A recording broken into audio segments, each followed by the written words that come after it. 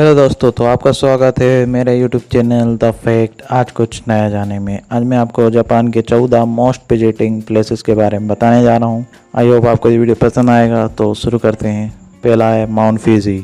Mount Fiji, इसकी height 3776 metre है। यह जापान का सबसे ऊंचा पर्वत और ज्वालामुखी है। सदियों से इसे एक पवित्र पर्वत के रूप में पूजा जा रहा है। माउंट फिजी एक सक्रिय ज्वालामुखी भी है और इसे यामानाशी, सुजुका, टोक्यो और योकोहामा से दिन के समय देखा जा सकता है। माउंट फिजी को टोक्यो और ओसाका के बीच की ट्रेन यात्रा के दौरान भी देख सकते हैं। ट्रेन की यात्रा लगभग 40 से 45 मिनट की होती है। दूसरा, टोक्यो टावर। टोक्यो के सेंटर में 333 मीटर ऊंचा टोक्यो टावर दुनिया का सबसे ऊंचा स्टील टावर है और इसका मॉडल एफिल टावर से 13 मीटर ऊंचा है। जापान के युद्ध के बाद के पुनर्जन्म का यह प्रतीक है। टोक्यो टावर 1958 बन के पूरा हुआ था। 150 मीटर की ऊंचाई पर स्थित टावर के मेन डेक तक लिफ्ट या 600 कदम की सीढ़ी द्वारा पहुंचा जा सकता है। टावर के सेंट्रल पोजीशन से शहर का एक दिलचस्प नज़ारा देख सकते हैं। फर्श पर खड़े होने के लिए कुछ लुक डाउन विंडो भी हैं। लिफ्ट का दूसरा सेट मेन डेक को 250 मीटर ऊंचे टॉप डेक से जोड़ता है, जहां से आप आसपास की इमारतों के ऊपर से टोक्यो का नज़ारा देख सकते हैं। ये टोक्यो का तीसरा सबसे ऊंचा ऑब्जर्वेशन डेक है। जब मौसम अच्छा हो तो टूरिस्ट टोक्यो स्काई ट्री और माउंट फिजी को भी यहाँ से देख सकते हैं। टोक्यो टावर सुबह 9 बजे से रात के 11 बजे तक खुला रहता है। मुख्य डेक के लिए 1200 एन का टिकट आता है और दोनों डेक के लिए 3000 एन का टिकट आता है। तीसरा, Tokyo sky tree. Tokyo sky tree एक टेलीविज़न टेलीकास्ट टावर है। 634 मीटर की ऊंचाई के साथ ये जापान की सबसे ऊंची इमारत है और दुनिया में दूसरी सबसे ऊंची इमारत है। एक्वेरियम के साथ एक बड़ा शॉपिंग कॉम्प्लेक्स इसके आधार पर स्थित है। टोक्यो स्काई ट्री का मुख्य अट्रैक्शन इसके 2 ऑब्जर्वेशन डेक हैं, जो टोक्यो का शानदार नज़ारा प्रस्तुत करते हैं। टेम्बो डेक 350 मीटर ऊंचा है और इसकी सभी मंजिलों से शानदार नज़ारों के साथ 3 लेवल तक ये फैला हुआ है। टॉप मंजिल में लंबी और चौड़ी खिड़कियां जो शहर के कुछ बेहतरीन नज़ारे 360 डिग्री में पेश करती हैं। बीच की मंजिल में एक रेस्टोरेंट है, जबकि निचली मंजिल में एक कैफ़े और ज़मीन पे कुछ कांच के पैनल है, जहां से आप टावर के नीचे का एरिया देख सकते हैं। चौथा, Tokyo Disneyland. Tokyo Disneyland Walt Disney द्वारा निर्मित फिल्मों पर आधारित एक थीम पार्क है। इसे 1983 में संयुक्त राज्य अमेरिका के बाहर पहले डिज्नी थीम पार्क के रूप में खोला गया था। टोक्यो डिज्नीलैंड में 7 थीम साइट हैं। वर्ल्ड बाजार पार्क के मेन एंट्री गेट पे स्थित है। दुकानों और रेस्टोरेंट से घिरा हुआ शॉपिंग आर्केड है, जिसे 20वीं शताब्दी के अमेरिकी शहर की तरह बनाया गया है। टुमारोलैंड अंतरिक्ष और फ्यूचर की टेक्नोलॉजी के बारे में बताता है। टून टाउन डिज्नी, जहाँ डिज्नी कैरेक्टर्स और उनके घर देखने को मिल जाएंगे। फैंटेसीलैंड डिज्नी क्लासिक एनिमेटेड फिल्मों पर आधारित है और पार्क के सेंटर में सिंड्रेला के महल के साथ साथ अन्य कैरेक्टर और राइड्स मिल जाएंगी। एडवेंचरलैंड में आपको jungle cruise, Swiss family tree house देख सकते हैं। वेस्टर्न रिवर रेल रोड की सवारी भी कर सकते हैं और भी कई चीज़ें हैं। डिज्नीलैंड सुबह 8 बजे से रात के 10 बजे तक खुला रहता है और पर पर्सन 8200 एन का टिकट लगता है। 5वां, ओसाका कैसल। ओसाका कैसल का निर्माण 1583 में इशियामा होंगा नाजी मंदिर की पूर्वी साइड पे किया गया था। यह उस समय का सबसे बड़ा महल था। प्रमुख इमारत कार्यों में 1997 में महल को नया ग्लैमर दिया गया था। महल का टावर अब अंदर से पूरी तरह से मॉडर्न है और यहाँ एक लिफ्ट भी लगी हुई है। इसमें महल के इतिहास और टोयोटामी हिदायशी के बारे में संग्रहालय है।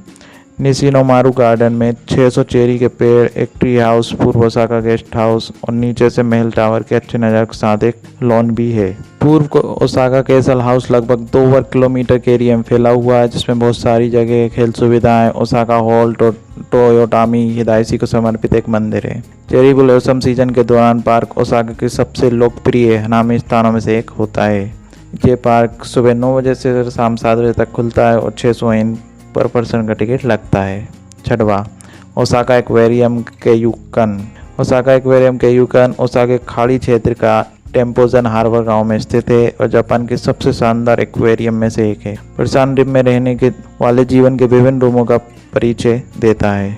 समुद्री जीवन को 15 टैंकों में प्रदर्शित किया जाता है, जिसमें से प्रत्येक प्रशांत द्वीप के एक स्पेशल एरिया को प्रदर्शित करता है। प्रशांत महासागर का प्रतिनिधित्व करने वाले सेंट्रल टैंक 9 मीटर गहरा है और वेल शार्क का घर है, जो मछली घर का मुख्य अट्रैक्शन है। टूरिस्ट 8वीं मंजिल पर मछली घर के अपने दौरे की शुरुआत करते हैं और धीरे धीरे सेंट्रल टैंक के चारों ओर फर्श से नीचे की ओर आते हैं। कुछ टैंक कई मंजिलों तक फैले हुए हैं, जिसमें जानवर को अलग अलग गहराई और दृष्टिकोण से देखना संभव है। यहाँ पर पर्सन 2400 इनका टिकट लगता है। 7वां शिंजुकू गोयान टोक्यो के सबसे बड़े और लोकप्रिय पार्कों में से एक है। शिंजुकू स्टेशन से थोड़ी दूर पे यह स्थित है। बसंत ऋतु में शिंजुकू गोयान चेरी ब्लॉसम देखने के लिए शहर के सबसे अच्छे स्थानों में से एक माना जाता है। शिंजुकू गोयान में आपको 3 प्रकार के पार्क मिलेंगे। एक है पारंपरिक जापानी गार्डन जिसमें दीपों और फूलों के साथ बड़े तालाब हैं। दूसरा पार्क फ्रांसीसी पार्क है। तीसरा अंग्रेजी गार्डन है जिसमें फूलों के चेरी पेड़ों से लेकर चौड़े और खुले लॉन है। बाकी पार्क में वनक्षेत, लॉन, रेस्टोरेंट और एक आर्ट गैलरी सहित कई इमारतें हैं। शिंजुकू गोयान भी शरद ऋतु के दौरान यात्रा के लिए सबसे अच्छा है जब पत्ते रंग बदलते हैं। पार्क के चारों ओर रंग बदलने वाले कई प्रकार के पेड़ हैं, हालांकि मेपल के पेड़ विशेष रूप से सुंदर होते हैं।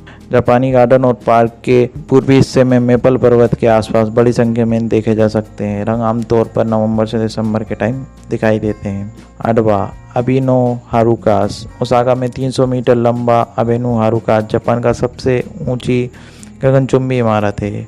इमारत किंतेसु ओसाका अबेनो बासी स्टेशन के टॉप पर है। अवलोकन डेक हारुकास 300 कहा जाता है और इमारत के टॉप 3 मंजिलों का इस्तेमाल किया जाता है। ऑब्जर्वेशन डेक पे 16वीं मंजिल से लिफ्ट द्वारा पहुंचा जा सकता है।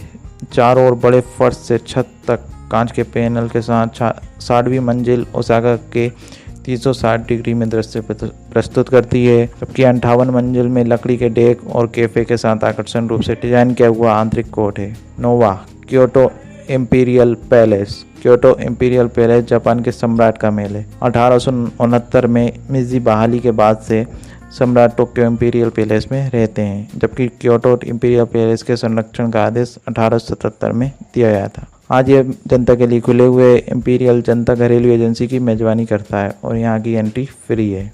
10वां philosopher walk the philosopher walk एक पैदल पथ है जो क्योटो जापान में जिनकाकुजी और नानजेनजी के बीच एक चेरी पेड़ रेखा वाली नहर का अनुसरण करता है। पहली बार 1890 में से खोला गया था और 1912 में इसका और विस्तार किया गया। ये मार्ग एक उथेले सिसाई चैनल के मार्ग को फॉलो करता है। पथ में कई मंदिर भी पड़ते हैं जैसे होनानेन, ओटोयाथा श्राइन, इकंडो ज़ेनरिनजी।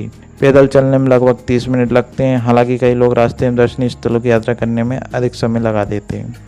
वॉक के उत्तरी भाग में पास के डाइमोंजी के अच्छे नज़ारे दिखाई देते हैं। वॉक पर्यटकों और स्थानीय लोगों के लिए एक लोकप्रिय डेस्टिनेशन है। 11 नारा पार्क नारा पार्क शहर में स्थित पहला सार्वजनिक पार्क है। 1880 में इसे खोला गया था। यह पार्क शिक्षा, संस्कृति, खेल, विज्ञान, प्रौद्योगिकी मंत्रालय द्वारा नामित सुंदरता के स्थानों में से एक है। यहाँ 1200 से भी अधिक शिका हिरण पार्क में स्वतंत्र रूप से घूमते फिरते हैं। पार्क का आकार 502 हेक्टेयर है। इसके अंदर आपको टोडाइजी, कोफुकुजी और कसुगा मंदिर भी मिल जाएंगे। नारा पार्क आमतौर पर मंदिर और पार्क के व्यापक क्षेत्र से जुड़ा हुआ है। पहले ये निजी उद्यान हुआ करता था, अब जनता के लिए खुला हुआ है। पार्क नारा राष्ट्रीय संग्रहालय और टोकाइडी जी का घर है, जहाँ दुनिया की सबसे बड़ी लकड़ी की इमारत में बुद्ध की 50 फुट ऊंची मूर्ति है। निंजा म्यूजियम ऑफ इगार्यू का निंजा संग्रहालय ईगा जापान में एक जंगली स्थान में स्थित है और यह संग्रहालय निंजा और निंजुत्सु के इतिहास को समर्पित है। ये 1964 में स्थापित किया गया था और इंगा यूनु कैसल के पास स्थित है। संग्रहालय में निंजा द्वारा नियोजित हथियारों और तकनीकों का प्रदर्शन है। प्रदर्शन पर 400 से अधिक निंजा उपकरण है, जिसमें निंजा के समय उपयोग किए जाने वाले शूरिकेन भी शामिल है। संग्रहालय में एक मॉडल गाँव भी है जिसमें पर्यटन इसकी विशेषताओं को प्रदर्शन शामिल है। संग्रहालय टूरिस्ट को निंजा हथियार फेंकने की अनुमति भी देता है और इसमें निंजा शो भी होते हैं। ये एक लोकप्रिय पर्यटक आकर्षण है। यहाँ पर पर्सन 800 से 1750 इनका टिकट लगता है। 13वां Hiroshima peace memorial park Hiroshima peace memorial park Japan के सेंटर में एक स्मारक है। यह परमाणु हमले से पीड़ित दुनिया के पहले शहर पीड़ितों की याद को समर्पित करके बनाया गया है। हिरोशिमा पीस मेमोरियल पार्क में हर साल 10 लाख से अधिक लोग आते हैं। यह पार्क 6 अगस्त 1945 को परमाणु हमले के पीड़ित की याद में बनाया गया था, जब संयुक्त राज्य अमेरिका ने जापान के हिरोशिमा शहर पर परमाणु बम गिराया था। हिरोशिमा पीस मेमोरियल पार्क का स्थान कभी शहर का सबसे व्यस्त वाणिज्यिक और आवासीय जिला था। पार्क एक खुले मैदान पर बनाया गया है जो विस्फोट द्वारा बना था। आज का ये स्मारक और संग्रहालय व्याख्यान कक्ष इसमें है, जो सालाना 1 लाख से अधिक टूरिस्ट को आकर्षित करते हैं। 6 अगस्त को शांति स्मारक समारोह हिरोशिमा शहर द्वारा आयोजित किया जाता है। यहाँ पर पर्सन 200 इनका टिकट लगता है। 14 the island shrine of Itsukushima. Itsukushima तीर्थ एक शिंटो मंदिर है। इत्सुकुशिमा के द्वीप पे स्थित है। तीर्थ परिसर को यूनेस्को की विश्व धरोहर स्थल में शामिल किया गया है। इत्सुकुशिमा मंदिर जापान के सबसे लोकप्रिय पर्यटक आकर्षण में से एक है। ये अपने नाटकीय द्वार के लिए सबसे प्रसिद्ध है। मंदिर के बाहरी इलाके में तोरी, माउंट मिसेन की पवित्र चोटियाँ, व्यापक जंगल और समुद्र के किनारे नज़ारे प्रसिद्ध हैं। मंदिर परिसर में ही 2 मुख्य इमारतें हैं, होसा तीर्थ और सेसा मोरोडो जिंजा। साथ ही 17 अन्य इमारतें भी हैं। परिसर को यूनेस्को की विश्व धरोहर स्थल के रूप में सूचीबद्ध किया गया है। अगर आपको ये वीडियो पसंद आई हो तो मेरे चैनल सब्सक्राइब करना ना भूलें।